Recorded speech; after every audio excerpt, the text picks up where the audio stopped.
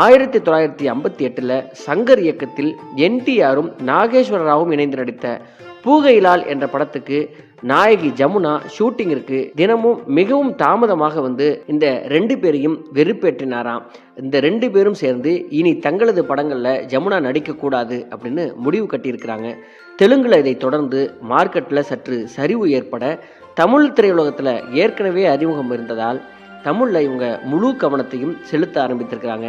சிவாஜியுடன் நிச்சய தாம்பூலம் படத்தில் இவர் நடித்தார். தொடர்ந்து தங்கமலை ரகசியம், தெனாலிராமன், மருதநாட்டு வீரன், பொம்மை கல்யாணம், ஜெமினி கணேசனுடன் நல்ல தீர்ப்பு, கடன் வாங்கி கல்யாணம், மனிதன் மாறவில்லை, ஜெய்சங்கருடன் அன்பு சகோதரர்கள், குழந்தையும் தெய்வமும், எம்ஜிஆருடன் தாய் மகளுக்கு கட்டிய தாலி என்று அவருடைய திரை கேரியரின் கிராஃப் ஏற தொடங்கியது. தெலுங்கு நடிகர்கள் மீண்டும் இவரை ஒப்பந்தம் செய்தனர். இனி தெலுங்கு சினிமாவில் இவரை நடிக்க வைக்கக்கூடாது அப்படின்னு